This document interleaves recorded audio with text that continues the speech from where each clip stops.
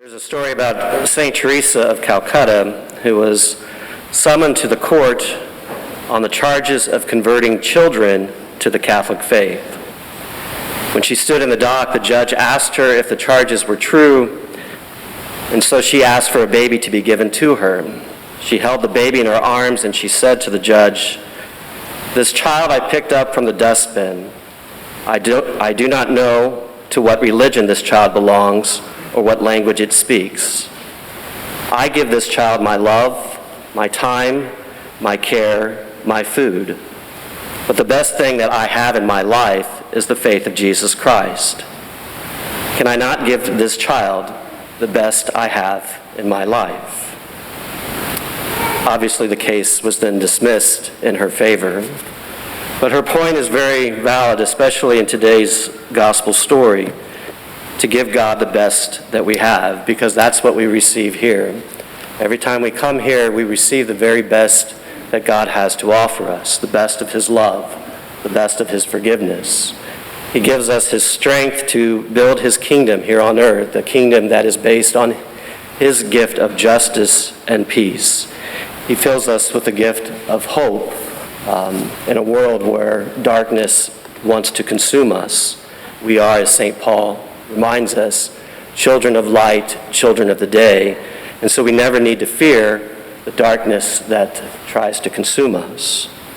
This is all that we receive here, and so as we receive this gift, we're reminded in the parable today that we're to take all that we have, the best of God that has given us, and we're to share that.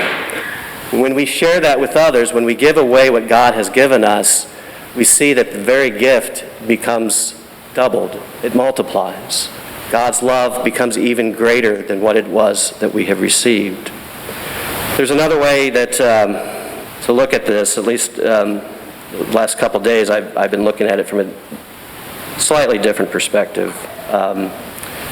My dad used to always teach us when my brothers and I were young, whenever we went to Grandma's house or wherever we went, really, my dad always told us, leave the place better than when you found it. And it's not because where we were going was a place in shambles. It was because I think he understood and knew very well the destruction and havoc my brothers and I could lay on a place. But I still think about those words, leaving the place better than when you find it. And that's what we do. You know, we're called to make the world a better place. We're called to leave it better than when we found it. And we do that whenever we say yes to God. And to me, that's kind of the point of the parable. When we say yes to God, and He takes us to wherever He wants us to go, He puts us in whatever situation He wants us in, whether we really want to be or not, as we remember the prayer of Jesus, let this cup pass me by. We can pray that prayer as well. But the thing that we're taught in this parable today and we're reminded is that whenever we say yes to God, whatever we give God, whatever situation that we give God, He always somehow makes it better, or He brings the good out of it. That's the story of the cross. Jesus suffered on that cross immensely. It's a horrible, painful way to die. But it's not the end of the story, because He rises 3 days later, teaching us and reminding us that we are children of light who believe in His goodness, and that whenever we say yes to Him, that goodness not only comes to us, but it is expanded and extended to the people around us. And that is how we make the world a better place. We're going to make it, by the end of today, we will have made the world a better place than we did when we woke up.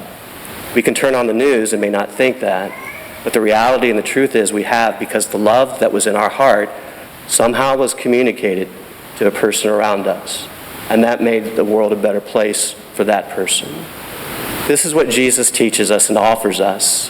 When He gives us His very best, He invites us to share in that gift and that divine life of His, to give our very best of what it is that we receive from Him. And in doing so, we multiply. We make the world better. All right. That's all I've got today.